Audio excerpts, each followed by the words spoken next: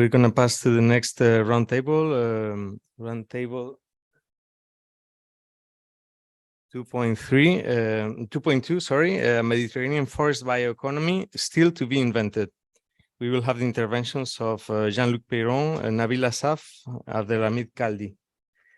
And so let me present, 1 second. Yes. Bon, je veux continuer en français. Jean-Luc Peyron est ingénieur général honoraire des ponts, des eaux et des forêts, ancien élève de l'école polytechnique et docteur en sciences économiques à l'université de Nancy 2. Il a consacré toute sa carrière à la forêt et aux questions qu'elle pose en termes aussi bien environnemental, gestion de la faune sauvage, protection des sols, changement climatique, biodiversité ou gestion des risques, qu'économique, comptabilité nationale et d'entreprise, emploi, balance commerciale, services écosystémiques, développement rural. Et il est largement positionné à l'interface entre sciences pratiques forestières et politique publique en tant qu'enseignant et chercheur. À niveau européen, il a participé activement aux travaux de l'Institut européen de la forêt, EFI, et à plusieurs actions européennes de coopération scientifique et technique. Donc, un sur le changement climatique et la forêt qui a suscité et plus coordonné. Et il a également animé les groupes stratégiques de travail sur la forêt et la foresterie du Comité permanent européen de la recherche agronomique. Et il est aussi le coordinateur principal de notre comité scientifique pour l'organisation de cette colloque. Donc voilà, je veux donner la bienvenue à Jean-Luc Peyron et le remercier pour sa présentation. Merci.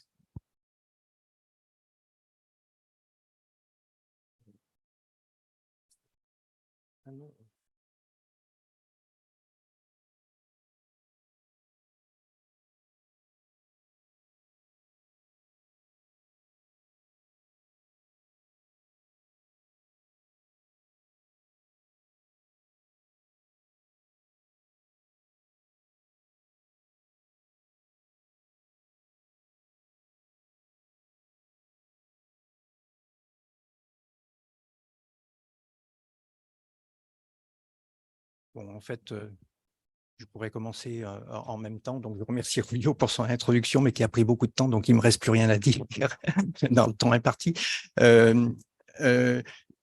Effectivement, mon background montre que j'ai toujours cherché une vision assez élargie sur les problèmes forestiers. Et là, par contre, je vais vous présenter une vision relativement focalisée sur le bois, finalement, sous sa forme matériaux ou énergie, laissant le liège à d'autres interventions dans la suite de cet événement. Alors, le bois, on en a finalement relativement peu parlé.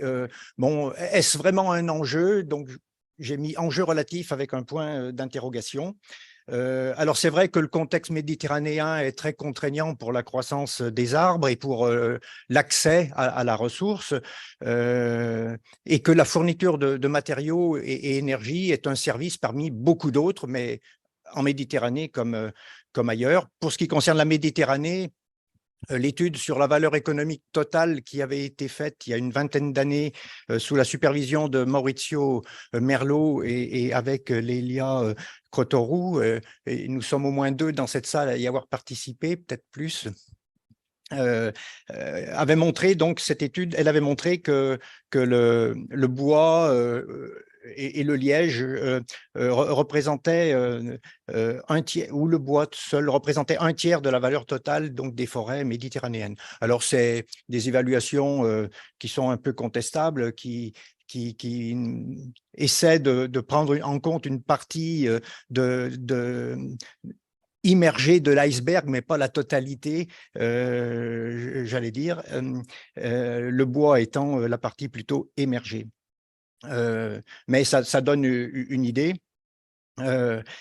Alors, l'idée que ça donne, c'est que si on supprime la forêt, ben, on va supprimer effectivement pour un tiers seulement de la valeur bois et pour 2 tiers d'autres valeurs. Par contre, si on ne supprime pas la forêt et qu'on veut la gérer, La question, c'est pas de savoir ce que le bois représente dans la totalité, mais comment la valeur de l'ensemble de la forêt va varier si on fait varier la valeur bois. Et en fait, la réponse, elle est pas toujours aussi claire. Enfin, elle va pas forcément dans le même sens. On pense souvent que si on augmente la valeur bois, on va diminuer les autres valeurs.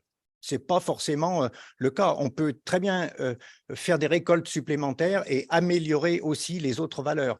Je n'affirme pas que ce sera forcément le cas, mais ça n'est pas impossible. Et dans certains cas, ça peut se produire. Tout dépend de la hauteur de la gestion qui est faite et des valeurs qu'on a, donc des attentes sociales finalement qui sont derrière.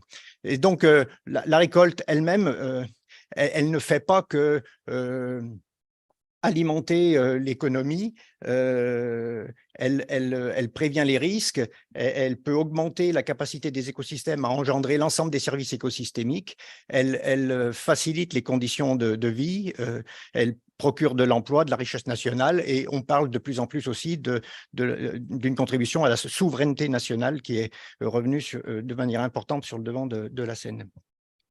Alors évidemment, il faut évaluer le caractère soutenable de cette gestion dans tous les cas. Alors, pour ce faire, le suivi est délicat. Donc, on a parlé des données hier. Moi, j'ai essayé de partir des données de base de la FAO avec l'annuaire des produits forestiers et l'évaluation des ressources forestières. Alors, il y a des différences entre pays, on en a parlé hier, qui ne remplissent pas de la même façon les formulaires. Il y a des pays qui ont un caractère plus ou moins méditerranéen et la France est un exemple. La séparation entre les forêts et les autres terres boisées n'est pas toujours évidente, alors d'autant plus en contexte méditerranéen. Et puis, on constate aussi des évolutions dans le temps. Alors là, moi, j'ai travaillé sur quelques statistiques que j'ai regroupées pour que ce soit moins fouillis en 3 catégories. Le sud, c'est-à-dire l'Afrique, l'Est, c'est-à-dire l'Asie, et le nord, c'est-à-dire l'Europe. Alors, un tableau rapide sur la récolte dans ces 3 régions et dans l'ensemble. Donc, bon, la récolte, ici, j'ai distingué donc, le bois rond industriel dans ce tableau. Le tableau suivant présentera le bois de chauffage. Donc, pour le bois rond industriel, pour la construction, mais aussi pour les panneaux, la pâte à papier, on voit que évidemment le maximum de récolte est dans le nord, d'autant plus que les pays du nord englobent des parties non méditerranéennes. Mais quand on regarde à l'hectare, on voit que c'est très faible dans le sud. Et quand on regarde l'évolution entre 2000 et 2020, on voit que globalement, il y a eu une augmentation de la récolte, mais que dans le sud, ça a plutôt eu tendance à diminuer. Alors, il faut prendre les données avec précaution. Là, la comparaison est quand même faite sur une vingtaine d'années. Je pense que ça donne une idée que on produit peu de bois rond industriel au sud, qu'on en produit même de moins en moins. Par contre, qu'on en produit beaucoup plus ailleurs et que ça a légèrement tendance à augmenter avec les surfaces forestières, mais plus que les surfaces forestières. Alors, si on regarde maintenant le bois de chauffage, alors, j'ai présenté 2 chiffres parce qu'il y a une particularité qui concerne l'Égypte où il y a très peu de forêts, beaucoup de bois de chauffage, alors qu'il vient sans doute des autres terres boisées, mais il y a peut-être une fiabilité qui m'interrogeait. Donc, j'ai mis les 2 chiffres avec et sans l'Égypte. Ça ne fait pas une grosse différence pour les commentaires. On voit que le bois de chauffage est toujours très important au nord, mais beaucoup plus important au sud que le bois rond industriel, évidemment. On voit donc aussi que Au nord, il n'est pas si négligeable. Au nord, là, il n'est pas si négligeable que ça. Et globalement, de toute façon, il n'est pas négligeable. Il est presque aussi important que le bois rond industriel. Donc, il y a une forme de partage de la récolte de bois entre les deux grands types de débouchés. Et puis, globalement, il y a quand même une augmentation assez forte de la récolte de bois de feu, qui est plus importante que celle de bois rond industriel d'ailleurs. Bon, excepté dans l'Est, c'est-à-dire finalement dans la Turquie. Là, ce chiffre dépend beaucoup des données turques où la récolte de bois de chauffage semble avoir diminué. Donc, une question peut se poser, ces récoltes sont-elles soutenables? Alors, pour répondre à cette question, on peut regarder l'évolution des superficies, de la vocation des forêts et des volumes sur pied. C'est ce que je fais rapidement pour dire que les superficies forestières ont plutôt tendance à augmenter, même si hier, on a vu que ce n'était pas si net que ça. En tous les cas, on n'a pas l'impression qu'elles diminuent fortement. Donc, ce n'est pas forcément une diminution des surfaces forestières qui alimente la récolte. Les autres terres boisées, elles, tendent, d'après les chiffres, à diminuer relativement peu et d'après les chiffres, moins que l'augmentation des surfaces forestières. Donc, tout ça, c'est forcément un petit peu flou statistiquement, mais il ne semble pas qu'il y ait un gros problème à ce niveau-là. Quand on regarde la vocation des forêts dans les questionnaires de la FAO, ben, on se rend compte qu'il y a une diminution des surfaces à vocation principale de production et une augmentation des surfaces à vocation plus multifonctionnelle ou indéfinie qui n'ont pas été remplies donc, par les correspondants. Donc, ça ne veut pas dire qu'on accorde de plus en plus de place à la récolte de bois et que donc il y aurait un risque de surexploitation.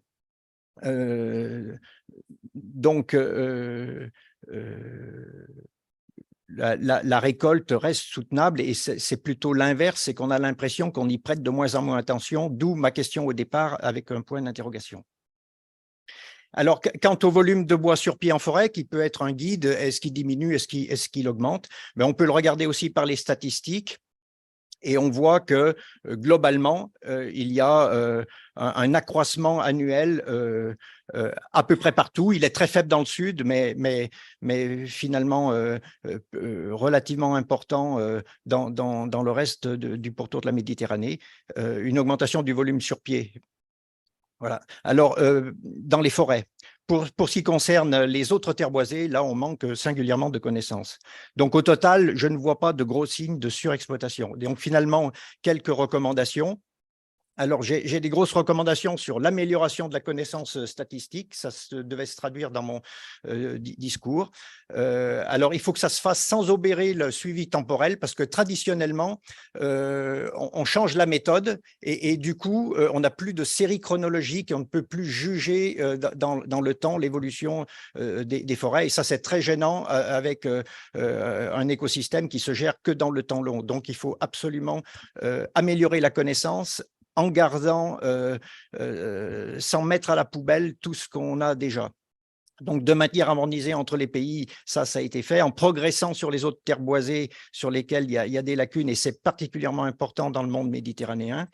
En se donnant la possibilité de se rapprocher de la bioclimatologie, parce que je pense gênant pour parler de la Méditerranée. Moi, en tant que Français, je me sens gêné de parler de la Méditerranée en incluant l'ensemble des données propres à la France, dont une partie seulement est méditerranéenne. Donc, il faudrait vraiment se focaliser sur la Méditerranée. Et puis, on peut avoir des indicateurs relativement simples, par exemple sur le domaine dont je m'occupais. J'aurais bien aimé vouloir évaluer la croissance nette en regardant simplement sur une période l'accroissement du volume sur pied et les prélèvements de bois rond qui avaient été faits. Ça donnerait une idée de ce qui a cru véritablement en forêt, qui d'une part est allé à s'accumuler dans le volume sur pied, mais d'autre part a permis de générer des récoltes. C'est tout simple et je n'ai pas pu le faire en fait. Alors, il ne faut pas négliger la récolte de bois, c'est ce que j'ai dit déjà, mais je le rappelle ici, qui entretient et développe la multifonctionnalité. Alors, j'ai bien aimé hier l'histoire de la cigale et de la fourmi. Alors, c'est vrai que ça vient d'Ésope, donc qui était peut-être grec, ou en tous les cas qui a vécu pas mal en Grèce. Donc, c'est bien important pour notre événement. Et ça a été repris par Jean de La Fontaine. Donc, pour nous, Français, c'est quelque chose, effectivement, qui est effectivement très, très important. Alors, on peut l'interpréter de diverses façons, mais la Forimie, pour moi, c'est plutôt celle qui gère la forêt, et pas forcément celle qui ne la gère pas, bien que celle qui ne la gère pas accumule du stock en forêt éventuellement.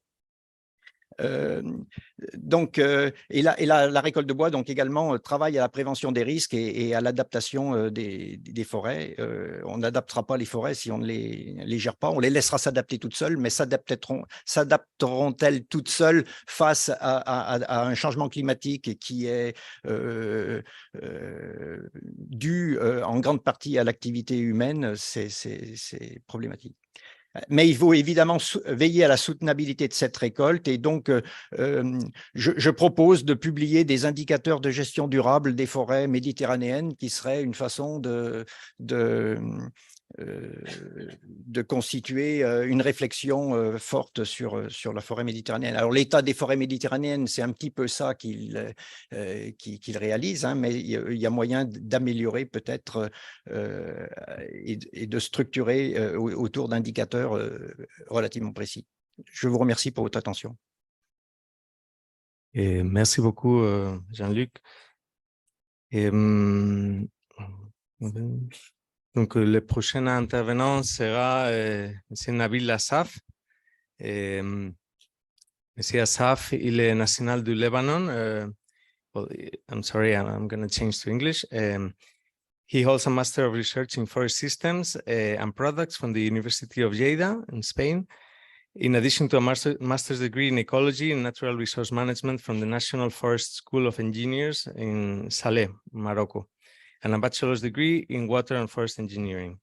He joined FAO in 2010 as Forest Officer at the Sub-Regional Office of North Africa in Tunisia.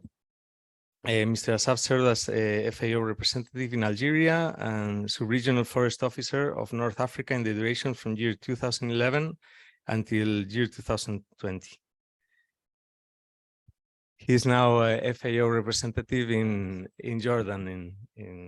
So thank you very much. You have the...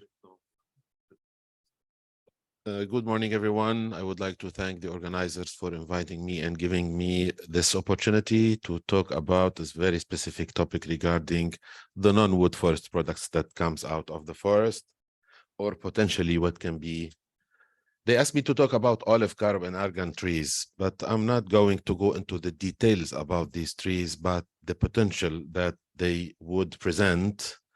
So as introduction of the olive trees, how important they are, and argan, how they are native in Morocco and Algeria, as well as carob, who does exist in all over the Mediterranean.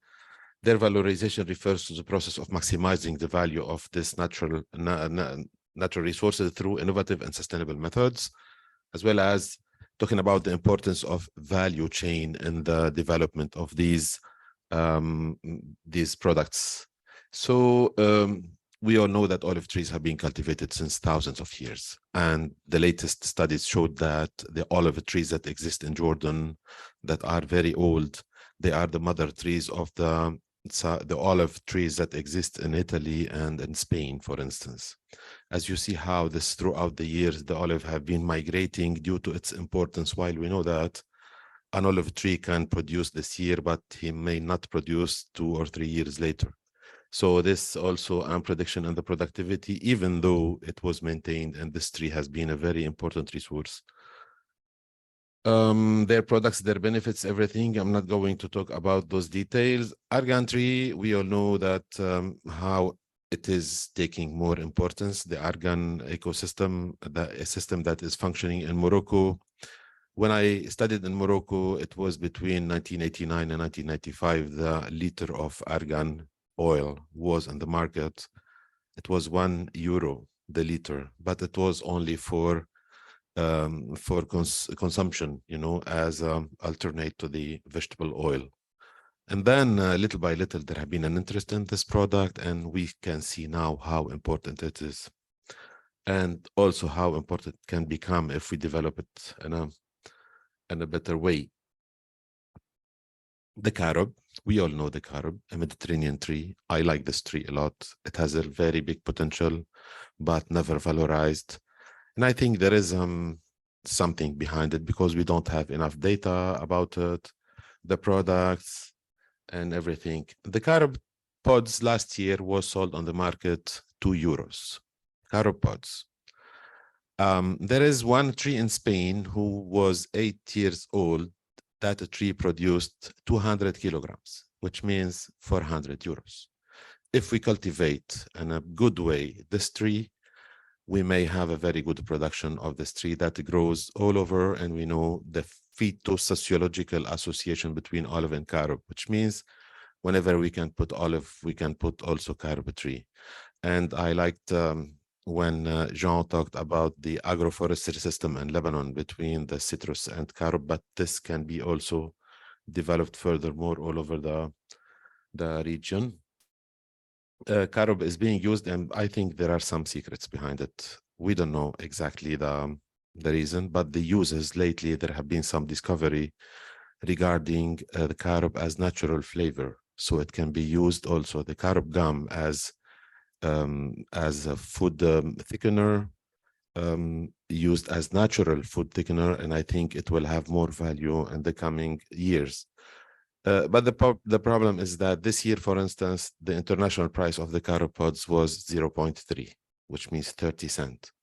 This fluctuation maybe leads to less investment and less enthusiasm and less momentum during the development of this tree, while it has very important also ecosystem services. So a little bit about the carob processing. So carob pods, it's not only the pulp, but it's also the seeds, the kernels, and how it is processed. And there are many products of this carob that are on the market, like a chocolate substitute or whatever, in addition to its medical value as well as food thickener. These trees are contributing to these SDGs. So I would say developing these Mediterranean trees will help us in a better way, also will help countries to contribute better to the achievement of the Sustainable Development Goals in general. Also, carob is among them. The importance of the value chain development, the processing, distribution, and marketing. Because if we do not work on value chain on itself, I think we won't be able to encompass all the activities involved in the production, processing, distribution, and marketing of a product. For olive, it's somehow very well organized, and there is the international of the Conseil Oléicole International that is coordinating a little bit this work. Argan, since it is only in Morocco, they have developed a national agency for argan development, but the argan has a big potential. It can also be planted in some other countries, in some other similar ecological condition, and it can produce the same like what olive happened to it. So we can have it, but it's also depending on the demand, on the market, as well as importance, as well opening new markets for it, as well as for the carob, as I mentioned. So the importance of having the value chain itself will help a lot in developing this. What we are going to gain as foresters, we are going to gain more vegetal cover in the Mediterranean areas instead of erosion, instead of forest fire, instead of forest health problem, and all these, while we can get the ecosystem services. Also, people can support us in this while they are producing from their own land, but at the same time, we can gain or regain more lands by developing these three important trees, without forgetting other trees that have very high potential, like the pistachia as well, like Laurus nobilis. Laurus nobilis, it has a huge potential, and it is fire resistant, drought resistant, and I think some of these Mediterranean trees are the future for the climate change adaptation. So of course we have the understanding the market trend and opportunities in promoting the value chain, let's say, of these products. By the market demand for olive oil, argan, and carob are expected to continue to grow. Why? Because population is growing and the demand on natural products is going to grow. And there are opportunities for producers and suppliers in these value chain to be in together. So the grower consumer interest in healthy and sustainable food products, increased awareness of the benefit of natural ingredient, and the rise of a plant-based diet are driving market trends. So the opportunities that there are opportunities for producers to differentiate their products by highlighting their quality, sustainability, and unique selling points. Collaboration and partnership along the value chain can also create new opportunities for market growth. Now, even on your application, you can buy whatever you want, but also you need a certification in order to know that you are getting the right and the proper product that you are looking for. So some of the recommendations for the future of the valorization lies in continued innovation, collaboration, and market-driven approach. That's why I said there are some hidden sides of some products that can be also discovered. Investing in research, technology, and capacity building will be crucial to unlock the full potential of these 3 trees and eventually other potential trees that are. So the valorization of these trees presents significant economic opportunities, environmental benefit, and the potential to contribute to a more sustainable and diverse food systems. Valorization is key in maximizing the role of potential of these crops, ensuring their economic viability, which is very important for us, for the farmers as well, and meeting the growing demand for healthy and sustainable products. And then looking ahead, the future of valorization lies in continued, as I mentioned again, innovation, research, collaboration, as well as market-driven approach. Investing in research and technology and capacity building will be crucial to unlock the full potential of these species. So by embracing valorization, we can create a more prosperous and sustainable future of these valuable resources. I'm not going to repeat it again, but as I mentioned, we can propose, for instance, to have these trees to be included in the national reforestation programs and also produce them. We can do a capacity building at the regional level where we want to promote such kind of trees that are very profitable, and at the same time they are able to play environmental role in as a forest cover. So the most important in all this, I would say, developing projects, regional projects, because we want to exchange information among researchers, but also among farmers, among producers, among food processors, and all these let's say entities together. Just want to mention that we are starting a new project on carob valorization in Jordan, value chain development, and as a FAO, I mean. It is also, we have also developed earlier another similar project in Algeria, and there is a big processing developer of carob in Algeria that is working very well.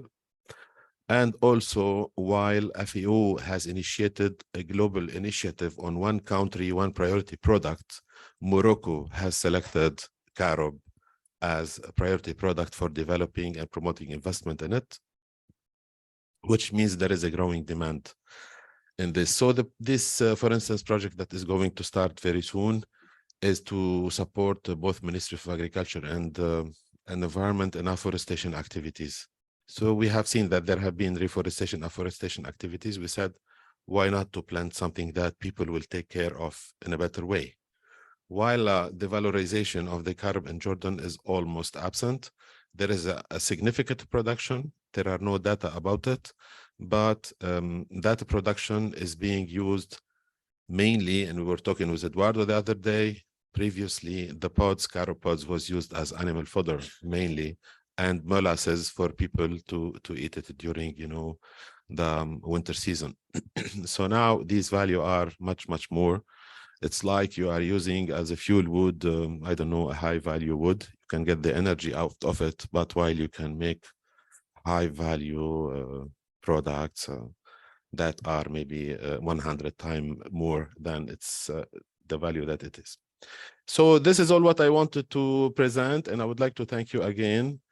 And I'm here if you have any questions regarding these activities that FAO is promoting along the, let's say, the Southern Mediterranean region. Thank you.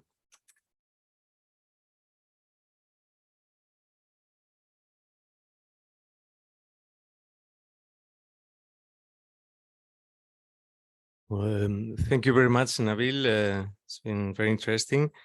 Our next presenter and last one before the break is Mr. Abderrahmane Kaldi. Il est professeur d'enseignement supérieur agricole à l'Institut national de recherche en génie rural, eau et forêt en Tunisie. Il est diplômé ingénieur agronome en 1984 de l'Institut national agronomique de Tunisie, ingénieur greffe et à l'INGREF de AgroParisTech France.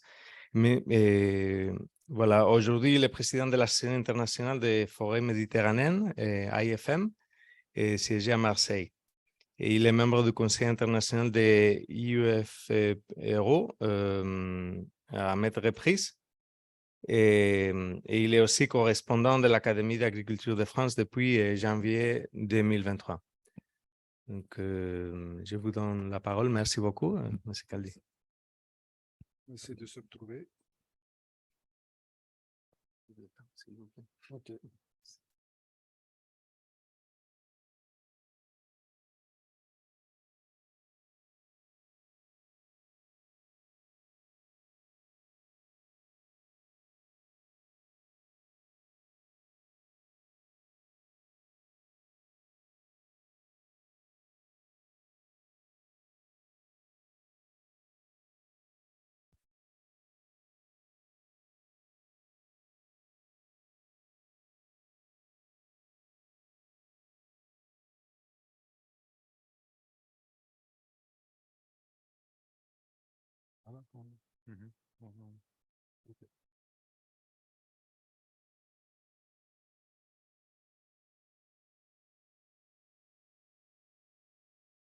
Bonjour tout le monde. Je vais essayer de vous parler de ce que nous avons convenu avec Jean-Luc, la bioéconomie des écosystèmes forestiers, qui est un terme relativement simple mais compliqué quand on l'aborde de près.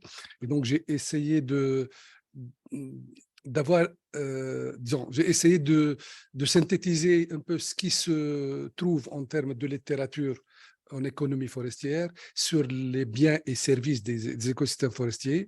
Et j'ai voulu illustrer un peu les valeurs la valeur des biens et services de ces écosystèmes par deux cas concrets. Je vais passer très vite parce que le temps n'est pas compté un peu. Donc, sur les formations, sur la spécificité de la biodiversité en Méditerranée, qui est quand même un hotspot reconnu, avec des sous-hotspots ou des mini-hotspots en Méditerranée qui sont très connus. Et bien entendu, toute cette diversité végétale et animale donne des produits et des services variés. Donc, aujourd'hui, la Méditerranée, les écosystèmes méditerranéens ont connu beaucoup de contraintes via l'histoire qui a été subie, les conflits, les différentes civilisations, mais plus récemment, c'est le problème essentiel auquel on est confronté de plus en plus, c'est le changement climatique, avec ce défi majeur qui a été notamment décrit dans un rapport de l'AFD en 2014.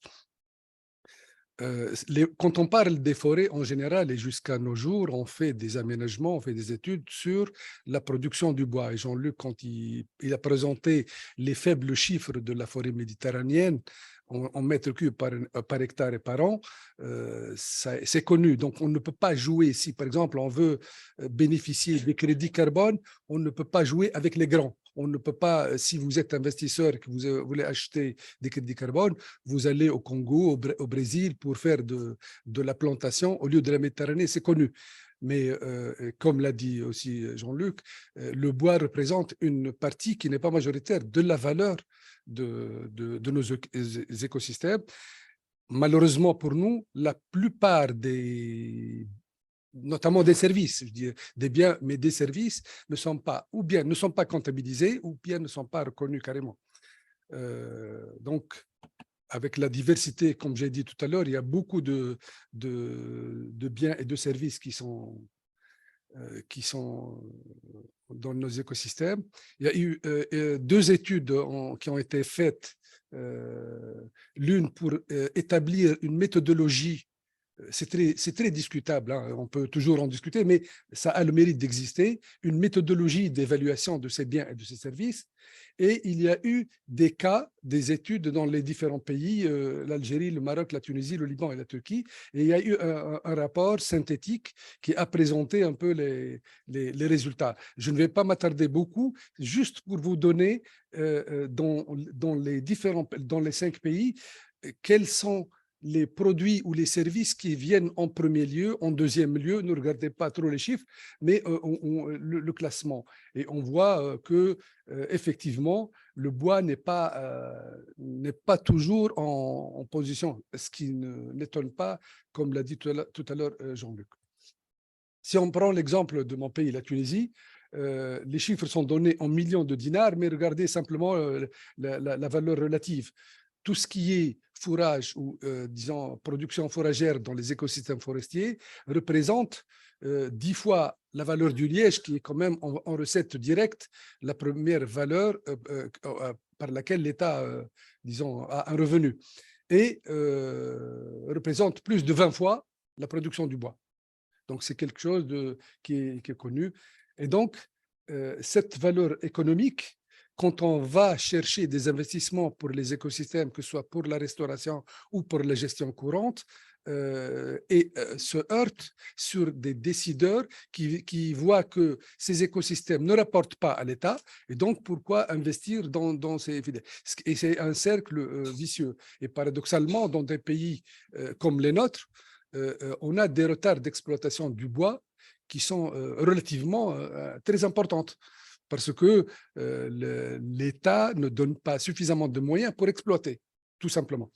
Donc, ceci est valable peut-être pour le sud de la Méditerranée, mais c'est valable aussi pour le nord. Donc, on considère que pratiquement partout, pour la forêt méditerranéenne, le bois, le secteur forestier n'est pas une priorité. Et dans ce secteur forestier, le bois n'est pas une priorité non plus. Il y a un problème d'appropriation au niveau de la région méditerranéenne.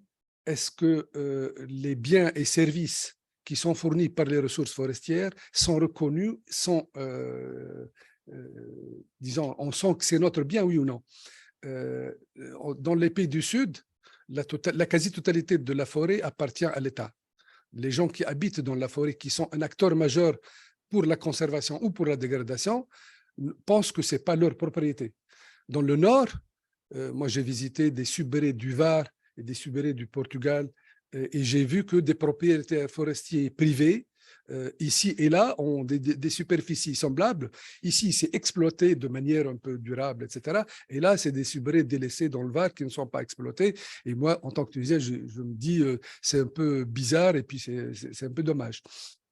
Donc, on a besoin d'un plaidoyer pour une économie, parce que si ou bien on n'exploite pas, ou on dégrade, ou on laisse un peu les choses aller, ce n'est pas de la bonne gestion, à mon avis, hein. Et je pense que c'est contre la durabilité. Donc, est-ce que en augmentant les chances de valorisation, les valorisations et les chances de conservation, c'est possible, oui ou non? Personnellement, je pense que une ressource qui n'est pas exploitée a beaucoup moins de chances de survivre par rapport à une autre qui est bien exploitée, mais de manière durable. C'est très. Donc, il y a aussi un savoir-faire en Méditerranée qui est relativement développé, un savoir-faire au niveau local d'usage des ressources dans ces écosystèmes. Et le développement local dans les zones, pour les habitants qui vivent dans la forêt ou aux alentours des forêts, sont comment dirais-je, un atout pour la conservation. Je vais vous présenter 2 exemples, le lentisque et le carobier. Nabil vient de parler du carobier.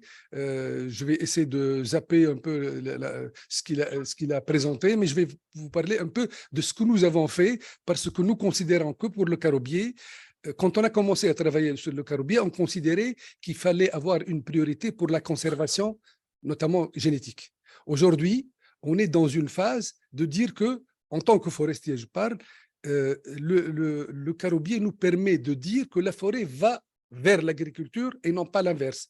Chez nous, on continue à défricher la forêt pour faire des cultures où on a des rendements en céréales de l'ordre de 5 quintaux à l'hectare, qui est quelque chose qui est très bas.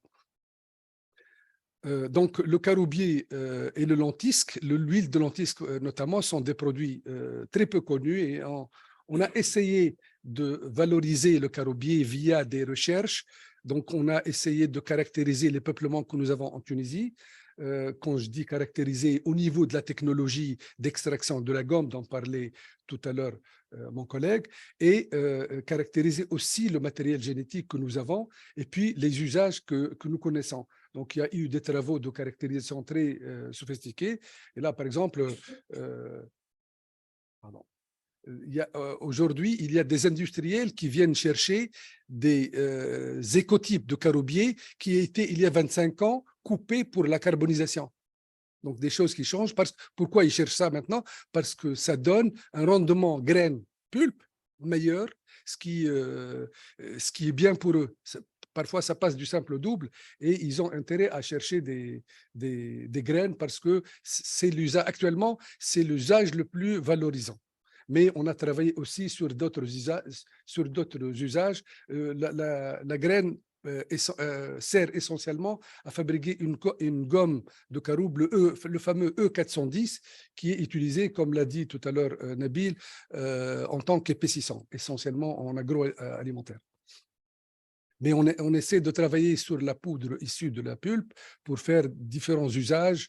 Vous avez beaucoup de références aujourd'hui qui se mettent sur le marché. Donc, il y a eu des travaux même d'analyse chimique, de caractérisation chimique, etc. Et tout cela, actuellement, c'est un travail qui a duré disons, plus de deux dizaines d'années. Et donc, aujourd'hui, on a fait depuis 15 ans des expérimentations pour des plantations de caroubier chez l'agriculteur. On a fait des recherches de technicité sur le greffage en pépinière et sur le champ. On a encouragé les services forestiers à planter, ça commence depuis 3 ou 4 ans, ça commence à prendre forme, des plantations dans le domaine forestier, chez les privés, chez les agriculteurs. Et donc, c'est des promotions qui se font. Il y a même une association franco-tunisienne installée en Tunisie qui plante du caroubier dans le cadre des crédits carbone. Et donc, notre atout majeur qu'on avance le plus, c'est l'adaptation à la sécheresse. Le caroubier est une espèce qui s'adapte extrêmement bien à la sécheresse. Ici, une plantation de caroubier que nous avons faite dans la région de Sfax, où il pleut moins de 200 mm. La moyenne ici est à 180 mm par an, mais ces dernières années, on a 6 à 7 mois de déficit par rapport à, dans disons le diagramme où il y a la sécheresse, nous avons 6 mois de sécheresse par rapport à la pluie. Et donc, la même parcelle, 9 ans après, donc ça marche très bien. Je finis par le lentisque pour dire que c'est une ressource méditerranéenne qui existe, endémique de la Méditerranée, qui existe, mais qui est très peu valorisée, sauf dans quelques pays. En Grèce, par exemple, dans l'île de Chios, on fabrique le fameux mastic, mais ailleurs, en Tunisie, en Sardaigne localement, et en Algérie, à l'est algérien, on extrait une huile fixe à partir des fruits de cette plante, et qui est devenue un peu prisée, mais elle ne l'était pas. Donc, on a fait un travail de prospection dans l'air naturel. Les usages qui n'étaient pas très valorisants, notamment ça part pour le feu, etc. Et donc, il y a cet usage de fabrication de l'huile fixe qui a une existence traditionnelle. Les femmes broient ça de manière manuelle avec des pierres, un meule, puis malaxent ça, chauffent, font une presse à la main, et puis tout ça, c'est ergonomiquement très difficile, et ça donne une qualité d'huile, notamment par le chauffage, qui n'est pas très... J'ai goûté à ça, j'ai mangé, mais c'est pas très, très bon. Donc, on a été abordé pour essayer de rendre ce process un peu plus technologiquement, un peu plus acceptable. Donc, on a développé un procédé qu'on a appelé, disons, extraction améliorée de l'huile de lentisque. On a breveté ce process qui a été exploité et on continue à l'exploiter aujourd'hui. Et juste un indicateur pour dire que ceci a permis, mais pas seulement parce qu'on a fait aussi d'autres recherches pour la valorisation, ceci a permis, c'est un indicateur très fiable, quand on a commencé à travailler à peine une dizaine d'années, un peu plus, le litre se vendait à 15 dinars. Aujourd'hui, l'année dernière, il n'a jamais été, j'ai jamais vu un litre qui s'est vendu moins de 120 dinars. Donc, c'est presque 10 fois plus. Et la demande a explosé et les gens cherchent ce produit-là. Aujourd'hui, un ménage exploite en moyenne 60 litres avec des revenus relativement conséquents. On a essayé de transférer cette innovation, entre guillemets, petite innovation, vers les zones où il y a du lentisque. Il y a beaucoup de zones qui n'exploitaient pas du tout et nous les avons formées. C'est essentiellement des femmes qui participent à ces formations-là. Et on a créé des emplois par le simple transfert du savoir vers cette population. Et on a fait un guide avec la FAO qui a été publié. On a un guide en arabe avec l'agence de vulgarisation en Tunisie. On a aussi fait une vidéo sur cette extraction, vous la trouvez dans le site de la FAO aussi. Et donc, on a continué à travailler sur le plan scientifique sur la composition de l'huile de lentisque. Beaucoup de recherches ont été faites dans ce domaine, je vous épargne tout ça. C'est une huile très riche et si on la compare à l'huile d'argan, quand tu parles de l'huile d'argan, c'est une huile très proche de l'huile d'olive et de l'huile d'argan, notamment en acide gras insaturé. Mais en polyphénol, c'est une huile très... OK. Donc, il y a eu beaucoup de publications, ce n'est pas la peine de le faire. Donc, je pense que le dernier projet qui a suivi cette valorisation, c'était un projet méditerranéen sur le lentisque qu'on a appelé Medlentisque. Vous pouvez taper Medlentisque et vous le trouvez. Vous avez ça inclut la Sardaigne, la Tunisie, la France, la Grèce avec Maïch et la Turquie. Donc, je peux finir pour dire que nous avons un souci d'appropriation dans nos écosystèmes forestiers, aussi bien au nord qu'au sud de la Méditerranée. Nous avons besoin de développer un savoir et d'exploiter le savoir-faire existant. Nous avons intérêt à, à échanger aussi ces expériences, parce que je vous assure, et je sais de quoi je parle, nous avons des bêtises qui se commettent aujourd'hui, qui ont été commises il y a 10 ans dans un pays voisin. Et ça, on en parlait avec Sihoussine hier, il y a des choses qui se répètent avec les mêmes conséquences attendues, et malheureusement, on regarde. En tant que forestier, je pense que nous avons besoin d'échanges, d'expériences, et c'est là, Nabil, tu es bien la cible de cette recommandation, mais pas seulement. Donc, les FAO, entre autres, est bien placé pour faire des échanges d'expériences, pour essayer de donner de bons exemples et pour essayer d'éviter des échecs. Je m'excuse si j'étais lent. Merci beaucoup pour votre attention.